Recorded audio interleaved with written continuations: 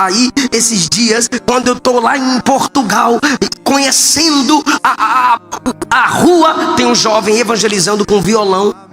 Aí ele cantava em inglês, mas ele colocava uma placa nas costas: Jesus te ama. Aí ele cantava outra música e trocava a placa: só Jesus salva. Ou seja, ele pegou a estratégia do louvor para evangelizar. Evangeliza louvando. Carta de Paulo aos Romanos, capítulo 15. Podemos ler? Digam amém. A partir do versículo 1 diz assim: nós que somos fortes devemos suportar os fracos e não agradar a nós mesmos.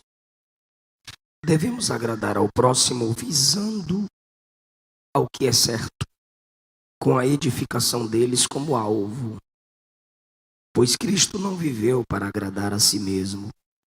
Como dizem as Escrituras, os insultos dos que te insultam caem sobre mim. Essas coisas foram registradas há muito tempo para nos ensinar. E as Escrituras nos dão paciência e ânimo para mantermos a esperança. Versículo 8 a seguir. Lembrem-se que Cristo veio para servir aos judeus, a fim de mostrar que Deus é fiel às promessas feitas aos seus patriarcas, e também para que os gentios glorifiquem a Deus por suas misericórdias, como dizem as Escrituras. Por isso eu te louvarei entre os gentios, cantarei louvores ao teu nome. E dizem também: alegrem-se com o povo dele, ó gentios. E ainda diz: louvem o Senhor todos vocês, ó gentios, louvem ao Senhor todos os povos. Em outra parte, o profeta Isaías disse: virá o herdeiro do trono de Davi e reinará sobre os gentios, pois nele depositarão a sua esperança. Tome o seu assento, por favor. Ao pastor Marlon, ao todo o corpo de obreiros, eu expresso mais uma vez a minha gratidão.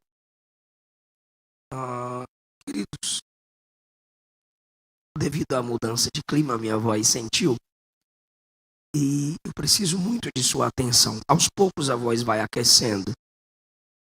Eu preciso falar com vocês, baseado nesse texto, sobre a minha missão local e a minha missão transcultural. Eu vou dividir essa mensagem em 2 pontos. Quando eu digo minha missão local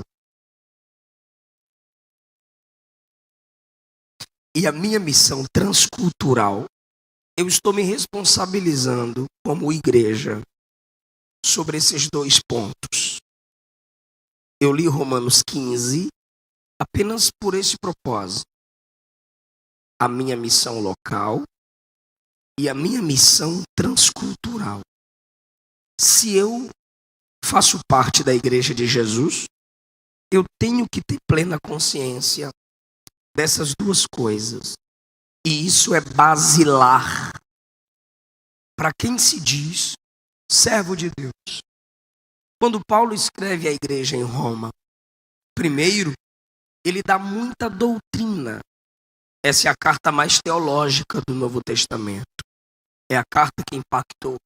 Não tira meu retorno, não. Por favor, a voz já está fraca, me ajuda aí. Essa carta impactou Agostinho de Hipona. Essa carta impactou Lutero. Foi através dessa carta que conquistamos a reforma protestante.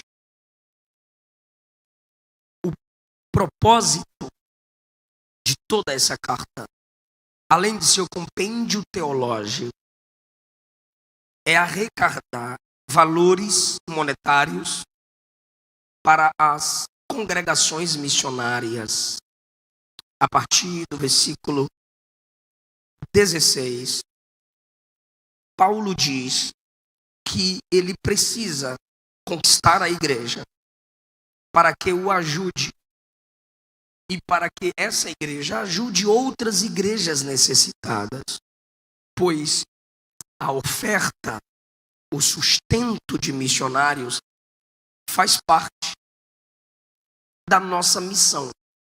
Alguns dentre nós não têm coragem de atravessar a rua para falar de Jesus ao vizinho. Mas tem missionários que deixam o Brasil e vão para outros países. Há missionários que deixam sua cidade e vão evangelizar em vilas.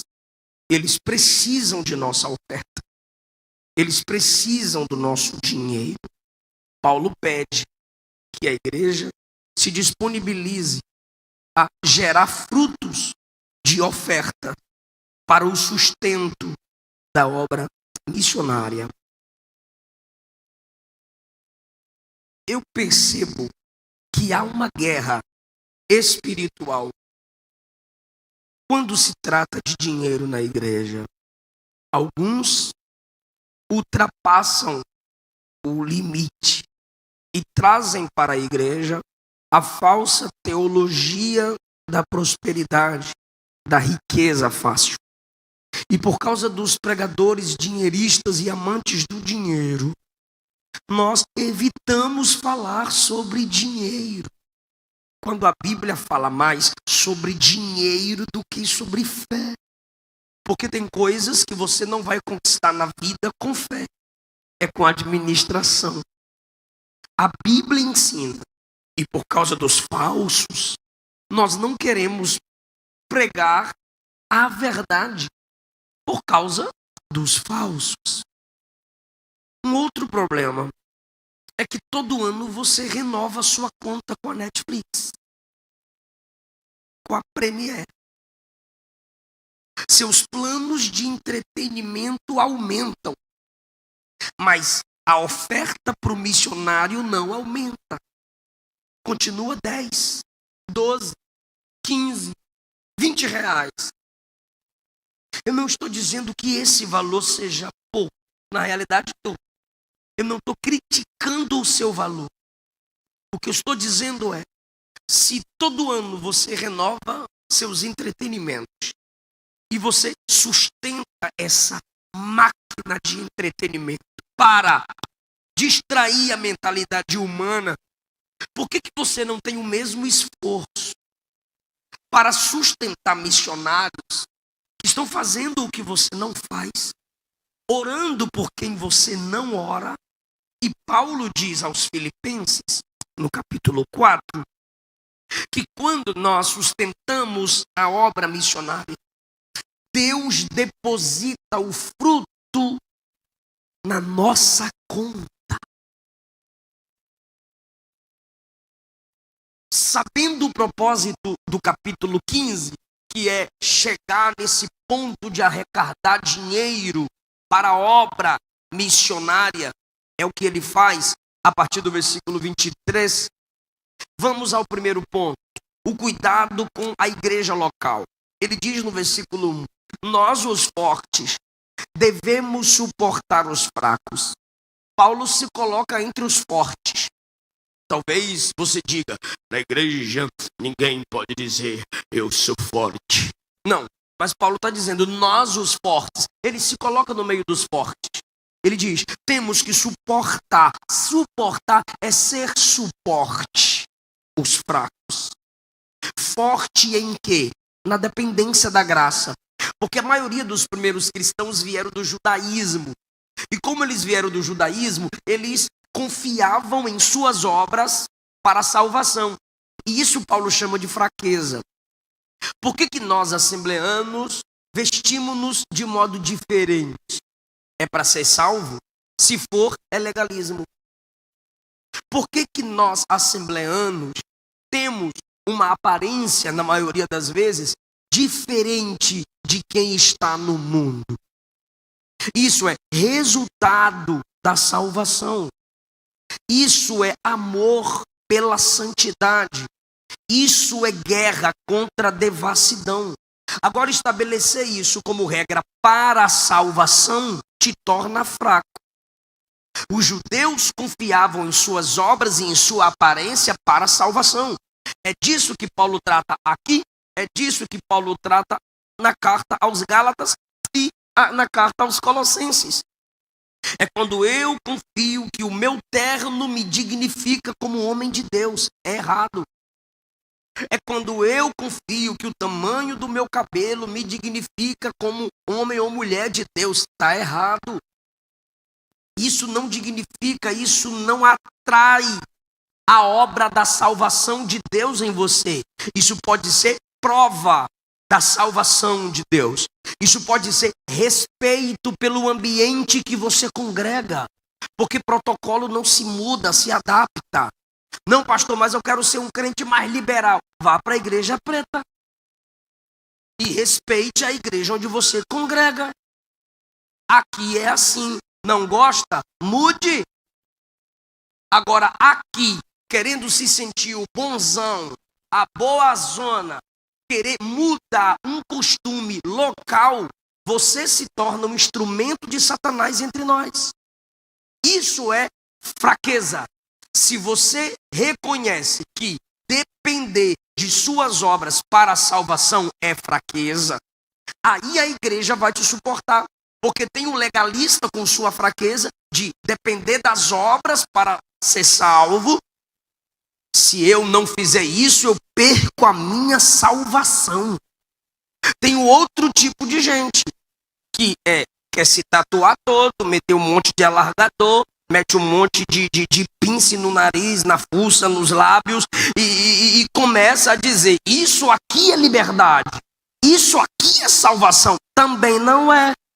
É fraqueza. Assim como eu não posso impor o meu costume a você, você não pode impor a sua liberdade a mim. Se eu imponho o meu costume a você, eu te escravizo. Se você impõe sua liberdade a mim, você também está me escravizando com a sua tal liberdade. A igreja universal tem sua fraqueza. A igreja quadrangular tem sua fraqueza. A igreja presbiteriana tem sua fraqueza. E a igreja Assembleia de Deus também tem suas fraquezas. E olhe lá se não for maior do que as outras.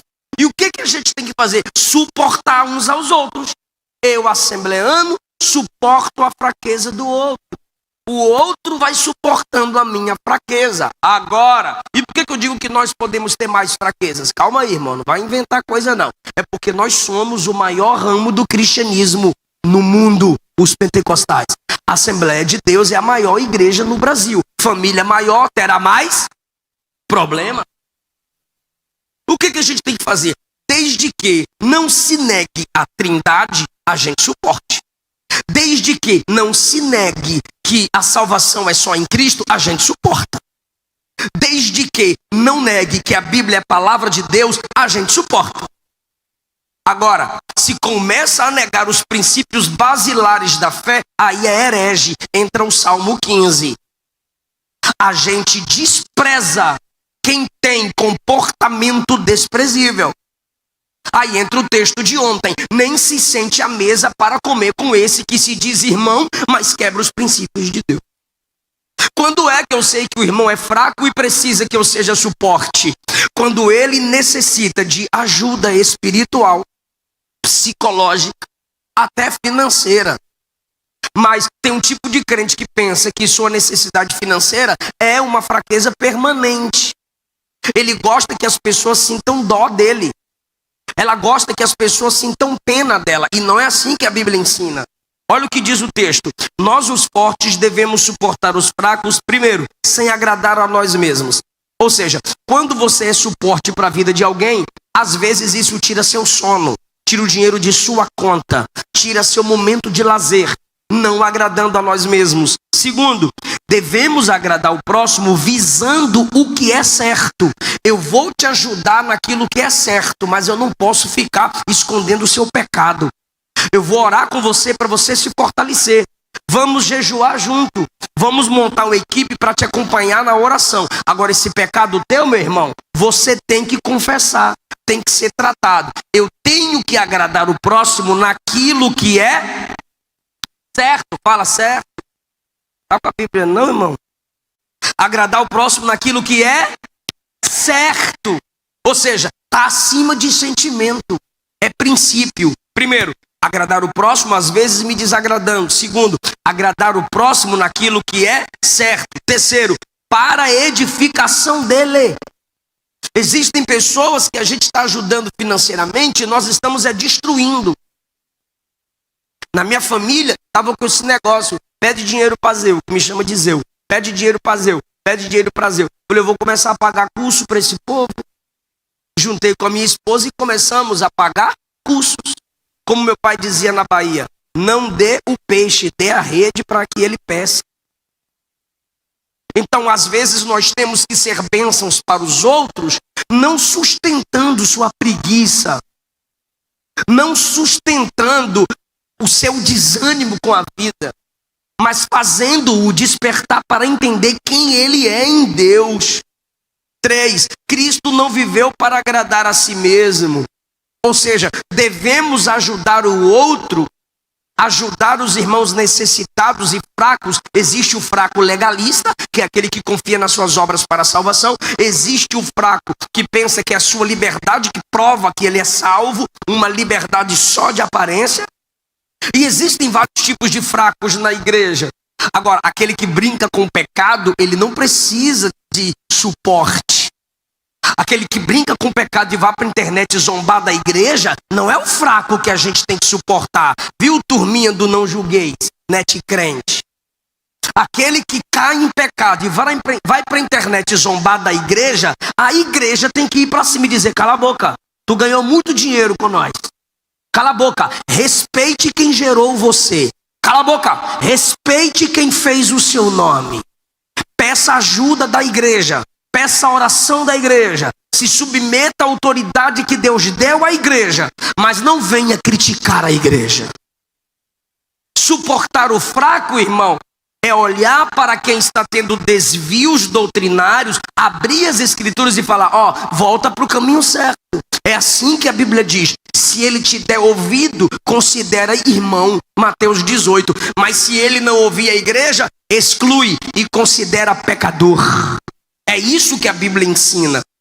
Paulo está ensinando a igreja em Roma a tratar uns aos outros, olhando para Cristo. Cristo não agradou a si mesmo. Por isso que Jesus era bênção para a vida dos outros. Por quê? Porque ele veio para agradar o Pai. Quando você agrada ao Pai, você é bênção na vida de seus irmãos. Como que eu faço, pastor, para ser bênção para os meus irmãos? Versículo 4. Essas coisas foram registradas para a nossa edificação. As escrituras nos dão paciência, porque mexer com gente tem que ter paciência. Virar desigrejado é fácil, irmão. Não gostei de tu, vou ficar em casa na minha. Agora, vir para a igreja, toda a ceia tá olhando na mesma cara, ouvindo as mesmas músicas, o mesmo pastor, a mesma equipe, a mesma irmã cantando do nosso lado, o mesmo irmão congregar, que é complicado, irmão. Aí Paulo diz assim, quer continuar? Medite nas escrituras. E que escrituras são essas? O Antigo Testamento. Pois quando Paulo escreveu Romanos, o Novo Testamento ainda não tinha sido formado como nós temos hoje. Medite nas escrituras, pois elas te deram paciência e ânimo. Ou seja, se você meditar nas escrituras, você vai ver como que Moisés sofreu com aquele povo, mas não desistiu. Se você meditar nas escrituras, você vai ver como que Elias sofreu. Elias tentando liderar o povo e a Jezabel com Acabe querendo ser os pastores do povo. Imagina, irmão, pastora Jeza e o pastor Acabe e os profetas tudo vendidos. E Elias pediu a própria morte. E Deus diz, não, rapaz, tem mais 7.000 que tu não conhece, mas eu vim aqui na caverna atrás de você, porque ninguém prega como você. Você tem diferença, Elias. Vem cuidar de Israel. Você olha para o Antigo Testamento e vê Samuel sofrendo pelo povo. Aí você lê a história deles e diz, glória, aleluia. Não, irmão, não é para dizer glória, aleluia, não. É para tu olhar para o texto e dizer, se Samuel teve paciência, se Moisés teve paciência, se Elias teve paciência, por que eu não suporto as fraquezas dos meus irmãos? E quando alguém cai do meu lado, eu desvio. Por que eles tiveram paciência e foram até o fim, mas qualquer dificuldade na minha igreja, eu estou mudando de igreja? Tem gente que sai da igreja por causa de gente. É porque nunca esteve lá por causa de Jesus. Aí sai da Assembleia, vai para a Batista, sai da Batista, vai para a Universal, sai da Universal, vai para a Católica e vai parar no inferno, irmão. Porque em vez de você ficar mudando de igreja, você tem que mudar de atitude, você tem que mudar de vida, você tem que ser bênção onde Deus plantou você. A questão é que você quer que as pessoas agradem você e você não quer agradar ninguém. Esqueça o que você fez. Se lembre do que fizeram. Eu disse isso ontem. Pare de cobrar da igreja. O que a igreja vai fazer por mim? O que tu está fazendo por ela? Você não reclama dos falsos pregadores? Reclamo. Você prega o verdadeiro evangelho? Você é uma bênção na sua igreja local ou você só reclama dos problemas dela? Essa igreja está com problema no teto. Podia ser outra cor. Essa igreja está com problema no ar, não está pegando em mim. Essa igreja está com problema no relógio, está 3 minutos atrasado. E o teu problema é na língua. Se você está na igreja e só vê os problemas dela sem ser bênção nela, você é o pior problema nela. Vaza dela que ela fica melhor sem você. Você sai da igreja reclamando de tudo. Ainda vai pro Facebook dar indireta. Eu falo mesmo, aqui é profeta. Não, você é fofoqueira. É fofoqueira. Profeta que é profeta, identifica o problema, mas apresenta a solução baseada na palavra. A igreja está precisando de mim em quê? É isso que Paulo está dizendo. Medite nas escrituras e você vai ver que os servos de Deus envolvidos com o povo de Deus fizeram a diferença com a igreja. E Paulo insiste no versículo 5, que Deus vos dê paciência e ânimo, porque trabalhar com crente, meu Deus, tem que ter paciência. E os ajude a viver em completa harmonia uns com os outros, como é necessário a quem segue a Cristo. Paulo está falando de uma igreja local. Você ser canal de harmonia na sua igreja local. Eu cheguei para o meu pastor, falei assim, pastor, eu estava olhando aí, eu fiz umas visitas aí nas congregações, no culto de doutrina, e as mensagens estão bem fraquinhas. Aí o pastor, sério? Eu falei, sério? E aí? Falei, e aí é que tá bem fraquinha. Ele, sério? Falei, sério? Ele, e aí? Falei, dá pra melhorar? Ele, dá. Aí ele falou de novo, e aí? Falei, eles têm que ler Bíblia, né? Aí o pastor disse, mas com certeza eles leem Bíblia. Aí depois do silêncio ele disse, você só vai falar para mim que eles pregam ruim? Não foi você que percebeu o erro? Eu disse, sim. Aí o pastor disse, abra a escola e ensina eles a pregar. A minha esposa chegou para a mãe do nosso pastor e perguntou, e o círculo de oração? Aí a pastora disse, está faltando alguém para dirigir, tu pode cuidar?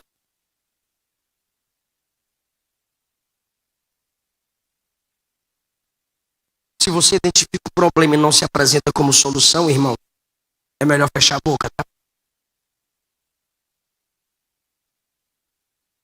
7. Aceitem uns aos outros como Cristo aceitou vocês. Aí aqui a igreja inclusiva ama. A igreja gay se baseia nisso aqui. Aceitai uns aos outros. Suportai uns aos outros. Primeiro, suportai uns aos outros para a edificação e para o que é certo. Segundo, aceitai uns aos outros como Cristo os aceitou para que Deus fosse glorificado. Primeiro, é como Cristo aceitou. E como foi que Cristo te aceitou? No dia que você se arrependeu dos seus pecados. Quando foi que Cristo te aceitou? No dia que você reconheceu que era pobre, miserável, cego, nu, dependente da graça de Deus. Nesse dia, Ele aceitou você. É assim que a gente deve aceitar as pessoas na igreja.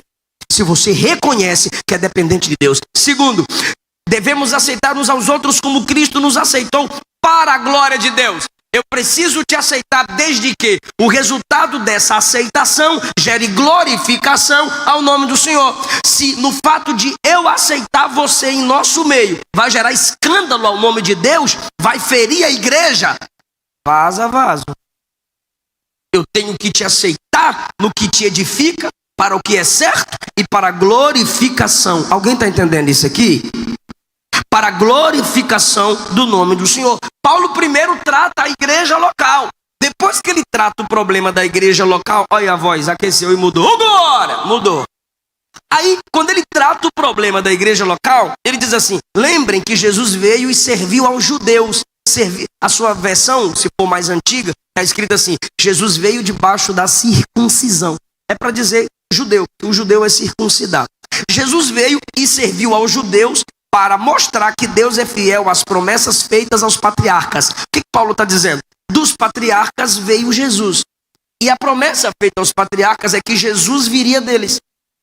De Sem veio Abraão, de Abraão veio Isaac, de Isaac veio Jacó, de Jacó 12 filhos, dos 12 filhos vieram Israel, e de Israel veio a palavra e Jesus. Então Paulo diz, Jesus veio dos judeus para mostrar que Deus é fiel com a promessa que fez aos patriarcas. Só que Jesus veio dos judeus para mostrar misericórdia para que os gentios glorificassem a Deus. Olha isso. Primeiro, agora nós vamos passar para a missão transcultural. Primeiro, a nossa missão local. Aí ele fala assim, Jesus veio dos judeus mostrando que Deus é fiel. Só que Jesus veio dos judeus não para mostrar apenas que Deus é fiel, mas ele veio para mostrar misericórdia. Quem está me ouvindo diz amém. Ele veio para mostrar misericórdia. Por quê? Para com os gentios.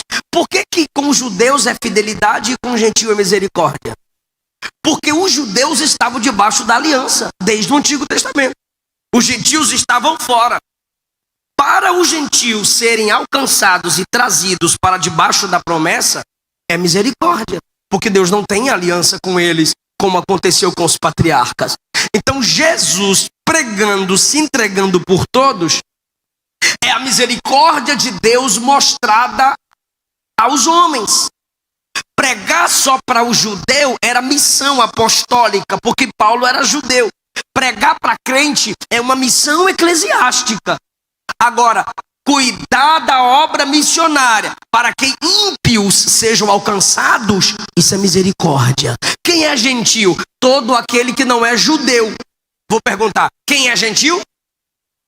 Todo aquele que não é judeu. Quando na Bíblia, tanto no Antigo quanto no Novo, você vê Paulo, Salmos, chamando as pessoas fora do círculo israelita de gentil ou nações, está falando daqueles que não faziam parte da aliança de Deus em Israel. Agora, depois que trata o problema local, Paulo começa a falar da missão transcultural. É um problema eu, como pastor de igreja, focar a minha igreja só para fazer missões. Eu ganhar as pessoas, ou as pessoas virem a Cristo, e eu mandar todo mundo para outros países. Aí eu me tornei uma agência missionária, e não uma congregação local. Eu preciso, com visão bíblica, cristocêntrica e eclesiástica, entender, primeiro cuidar da igreja. E essa igreja que eu cuido, esta igreja que eu zelo, me capacita ou me ajuda a capacitar outros a fazer missões. Tem gente que posta 30 dias de agenda. Aí eu fico olhando os jovens pregadores, adolescentes pregadores empolgados, senador, com esse tipo de agenda. 30 dias de agenda. O cara prega todo dia. Aí os adolescentes, ô glória, um dia é eu. Ô meu sonho. Ô Jesus, faz comigo. Pelo amor de Deus, irmão, não me estressa não. Se o cabra prega 30 dias, ele não ceia. Se ele não ceia, ele não tem comunhão com o corpo de Cristo. Se ele não tem comunhão com o corpo de Cristo, ele não pode ser bênção para a igreja nenhuma. Segundo, se ele prega todo dia, ele não tem tempo para estudar. Se ele não tem tempo para estudar, ele vai decorar uma mensagem e pregar essa mensagem o ano inteiro. Isso quer dizer que ele não tem tempo para devocional. Ele não lê Bíblia, ele não ora, ele não estuda. Corre um grande risco dele estar ensinando a igreja de modo errado. Aí quando alguém pergunta, onde você congrega? Eu sou de rodear a terra e passear por ela. Quem me recebe eu congrego. É o Satanás. E rodeia a terra e passeia por ela. Não, irmão, você tem que ter um compromisso na sua igreja local. Quando você é bênção na sua igreja local, aí você está preparado para ser bênção para outras igrejas lá fora. Se você não tem uma base, você não tem experiência para transmitir a ninguém. Se você não senta para se alimentar, você não pode ficar em pé para alimentar ninguém. Então, primeiro Paulo trata a igreja local e agora ele fala de missões. E ele ensina a fazer missões. Olha que legal. Talvez você tenha desejo de ganhar alma. Eu vou te ensinar a ganhar alma hoje, igual Paulo ensinou. Igual Paulo ensinou, não. Eu vou pegar os ensinos de Paulo e passar para vocês. Como, pastor, Paulo trata o assunto de ganhar almas? Primeiro, louvores a Deus. Versículo 9. Por favor, irmão, fala comigo assim. Por isso está escrito: te louvarei entre os gentios, cantarei louvores ao teu nome. Isso está no versículo 9. Olha o 11 agora, vem comigo. Louvem ao Senhor todos os gentios, louvem-no todos os povos. Sabe o que Paulo está dizendo? Irmão, Paulo está dizendo que, gente, agora eu vou falar para vocês que Jesus quer salvar os que não são judeus. Jesus quer salvar os que estão distantes. Aí ele vai pegar textos bíblicos do Antigo Testamento, de Salmos e de Isaías, para dizer, está escrito que o nome de Deus seria louvado entre eles. O nome de Deus será louvado entre os que não conhecem Ele. Agora, se as pessoas não conhecem Deus lá fora, como é que vai ter louvor para Deus lá fora? Se eu que conheço Deus for lá fora louvar a Deus, Senhor. Não é óbvio. Se lá não conhece Deus, como é que eles vão louvar a Deus? Se aqueles que conhecem for louvar a Deus no meio deles. Sim ou não? Sim ou não? Esse é o método evangelístico. Música. Música é o método evangelístico. Só tem duas coisas que impactam a alma do ser humano: história e música. Lembre da criança. Tem duas coisas que impactam a criança, que chamam a atenção dela. É claro que hoje nós temos que falar, tenha cuidado com a telinha. Eu acho que até 2 anos e meio tem que se evitar muito a tela para as crianças. Mas é perceptível que a música e a história chamam a atenção das crianças. Perceba que se eu estivesse pregando uma história do Antigo Testamento aqui, eu teria mais atenção de vocês. Porque eu estou vendo que tem gente aqui que está desligada. Antigamente eu estressava mais. Só que quando você conta uma narrativa, a atenção das pessoas é chamada. Quando você lê um texto doutrinário, a pessoa até já desanima por causa do gênero do texto, do gênero literário do texto. Então, se você quer alcançar o coração do pecador, uma das estratégias é contar a sua história de salvação. Foi assim que Paulo começou pregando.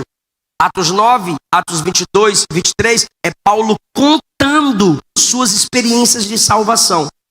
É você contar uma história. Segundo, use a música, use o louvor. Eu estou falando de louvor. Porque, irmão, imagina agora uma cruzada evangelística. Eu já tive demais nessas cruzadas. E pensa numa luta. Aí eu nem vou mais para não estressar. Você chega lá na cruzada evangelística. Oh glória, vamos ganhar as almas para Jesus. Vamos ganhar as almas para Jesus. Aí coloca o caminhão na rua e chama os pecadores, os ímpios, os não crentes, os desviados. E vem, drogados, prostitutas. E vem, e tá todo mundo ali. Aí começa o cantor. Vamos ouvir o cantor cantar. Aí o cantor vai cantar para Jesus para ganhar os ímpios. Mas cadê o vaso?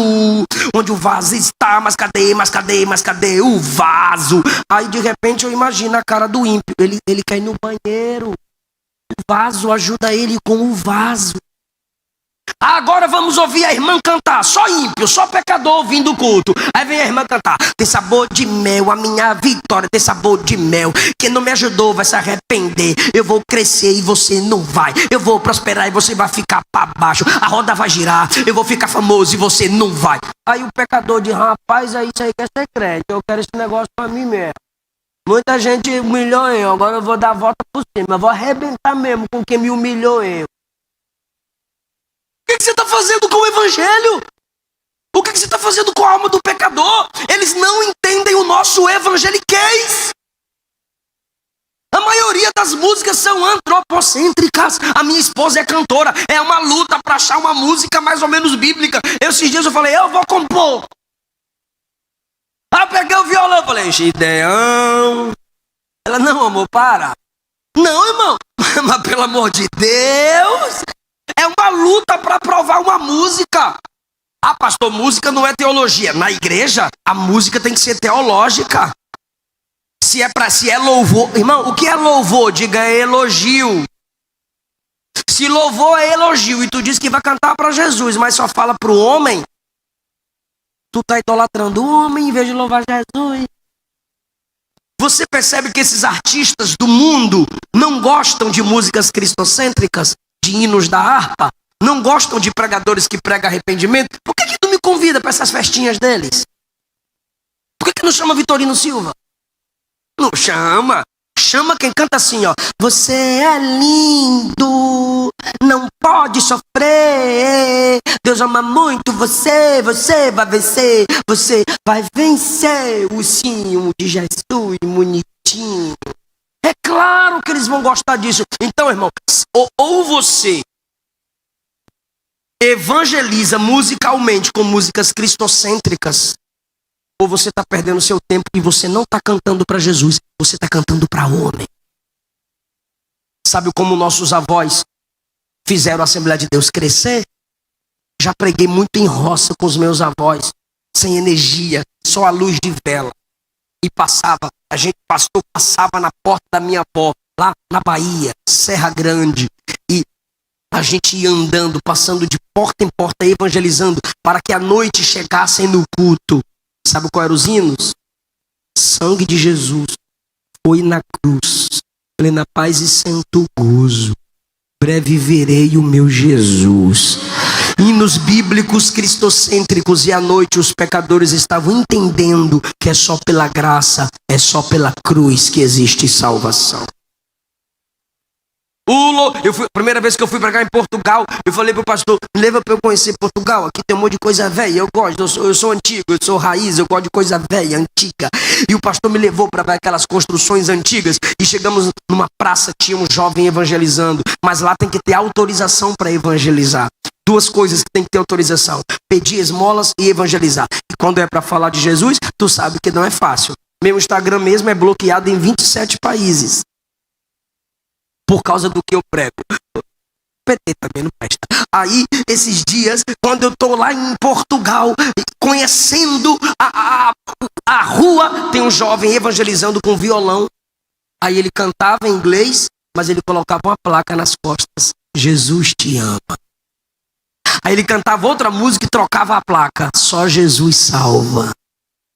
Ou seja, ele pegou a estratégia do louvor para evangelizar. Evangeliza louvando. Segundo lugar, olha o que Paulo diz, é o penúltimo lugar para a gente encerrar, versículo de número 10. Alegrem-se com o povo de Deus, ó gentios. Bora lá? Alegrem-se, ó gentios. É o segundo método de evangelismo. O que, pastor? Levar alegria. Ser instrumento de alegria. Agora, como que você leva alegria aos homens pecadores? Mostrando a sua alegria em Cristo, sua felicidade em Cristo. Fui pregar em Anápolis e o irmão me disse: pastor, o meu filho fazia medicina e ele abriu mão da medicina para estudar, para ser técnico de futebol infantil. Eu disse: ele tem problema? Ela disse: não. É porque tem um país na África que você só pode entrar para evangelizar se você for médico ou professor de futebol infantil. Falei, então por que ele não se formou em medicina? Sabe qual foi a resposta? Ia demorar muito.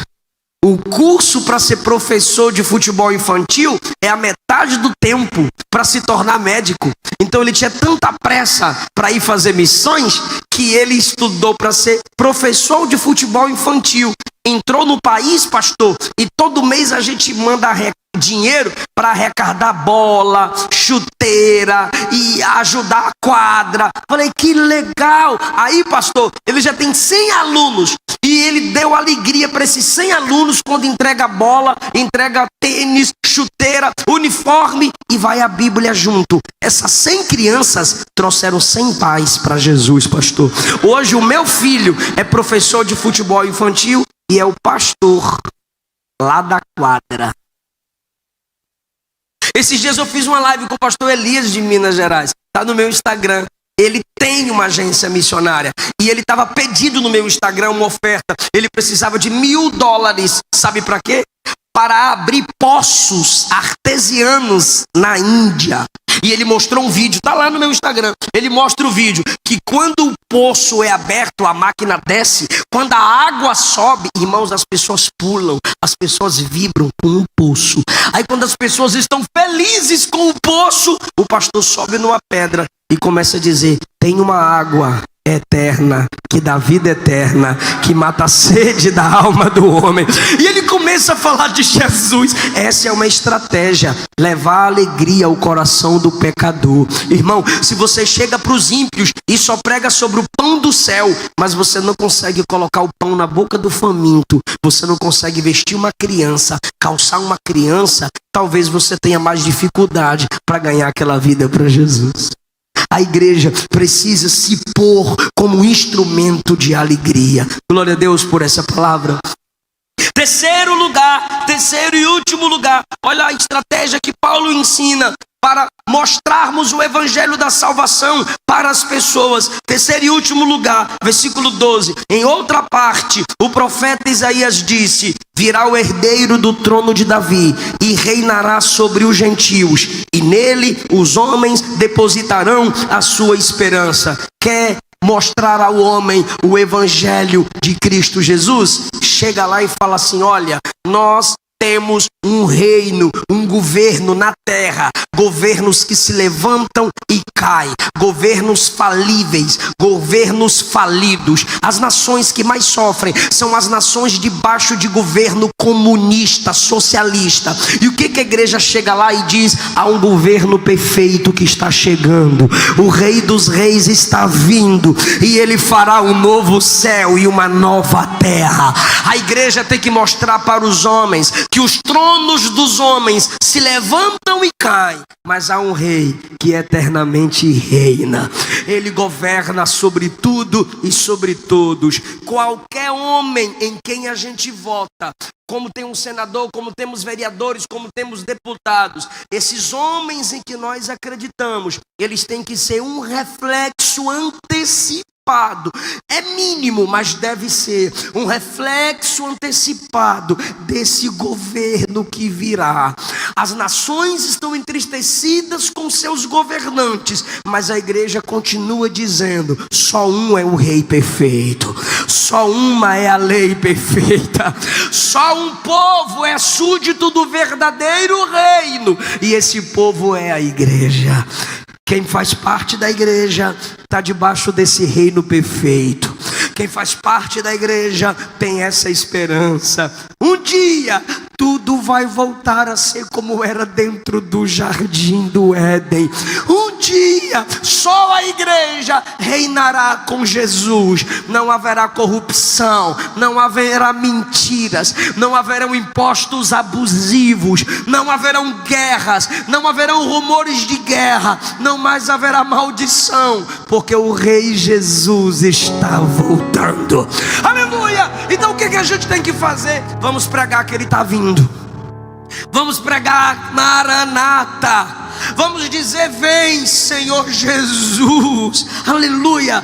1 Tessalonicenses 4, versículos 16 e 17. O mesmo Senhor descerá na nuvem, com alarido, com voz de arcanjo e com trombeta de Deus, e os que morreram em Cristo ressuscitarão primeiro, e depois os vivos subiremos juntamente com eles nas nuvens e encontraremos com o Senhor nos ares. Aleluia. Vamos pregar 1 João 3, Filhinhos, ainda não é manifesto o que havemos de ser, mas sabemos que quando Ele se manifestar, seremos semelhantes a Ele, porque o veremos como Ele é. Aleluia! Vamos pregar Filipenses 3, 19 e 20. A nossa cidadania não está aqui. Nós aguardamos aquela que vem do céu, de onde vem o nosso Senhor e Salvador, Jesus Cristo. Vamos pregar Apocalipse 22. Eis que venho sem demora, e trago comigo o meu galardão, para dar a cada um segundo as suas obras. Vamos pregar Apocalipse 22. O Espírito e a noiva dizem: vem. Ele vem, e Ele vai reinar nessa terra. Não haverá mais essa divisão pobre, rico, grande, pequeno. Não! Todos os salvos também governarão, e a terra vai ter felicidade, a terra vai ter alegria, porque a gente não vai para o céu para ficar lá santo, santo, santo, santo, ô céu chato. Não, irmão, a gente vai, participa das bodas do Cordeiro, a gente vai, participa do tribunal de Cristo. E a Bíblia diz que na nova terra é a igreja com Jesus que vai reinar, mas só a igreja terá acesso à Nova Jerusalém, que ficará suspensa sobre a terra, porque só a igreja é o sacerdócio real, só a igreja tem acesso em cima e embaixo, e os homens aqui embaixo sendo liderados pela igreja. Oh dia glorioso, quem ainda mantém essa esperança no seu coração, pelo amor de Deus, levante a sua mão e diga Maranata. Fala, irmão, Maranata. Fica em pé. Cante que Jesus vem. Pregue que Jesus vem. E quando Ele vier, Ele vai te perguntar o que você fez pelo meu reino. Você quer entrar no reino, mas o que você fez por Ele? O que você fez para o resgate dos homens? Pode cantar essa música aí que eu não sei não. Ele vem, Ele vem. Se Deus te despertou para algo a mais nessa manhã, deixa eu orar por você aqui na frente. Se você ouviu essa palavra e diz: pastor, eu fui despertado para algo novo nessa manhã, vem cá na frente. Sai do seu lugar. Está com desejo de ganhar alma? Vem cá. Está orando para Deus abrir a porta e você investir mais? Vem cá. Mas você não precisa ter mais para investir mais no reino. Comece a investir no que você já tem. Aí você vai ver que Deus vai multiplicar. Você quer sabedoria para ganhar almas? Você quer estratégia para ganhar almas? Vem cá. Isso é normal no pentecostalismo, irmão. Todo pentecostal tem desejo de ganhar alma.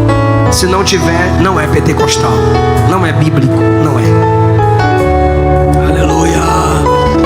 Ele vai te dar louvores inspirados na palavra. Ele vai levantar pessoas com sabedoria para te ajudar, para te instruir.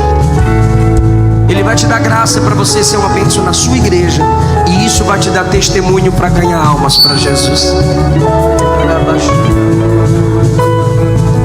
Venha, venha. Senhor, eu preguei sua palavra. O Senhor trouxe os teus servos para ouvirem essa mensagem. Toca onde eu não toco, Jesus. Entra onde eu não entro, Jesus. Dá sabedoria à minha irmã. Senhor, nos ajuda a treinar nossos filhos para a tua glória, a ensinar nossos filhos o seu reino. Senhor, nos ajuda a suportar o fraco na igreja, para atrair o ímpio lá fora para a sua presença. Pode cantar, gente, em nome de Jesus. Nos ajuda a pregar sobre a sua vinda. Nos ajuda a falar de que o Rei perfeito está chegando. O governante completo está chegando. Glória com Ele morar. Adeus. Ele vem, Seja glória. Ele vem. Não mais tristeza, Não mais tristeza. Não mais temor. com os anjos cantar eu vou. Aleluia. E nesse dia receberemos o nosso galardão. receberemos a nossa recompensa. Se prepara, irmão. Muitas almas serão resgatadas pelo seu testemunho. Muitas almas resgatadas pelas suas canções.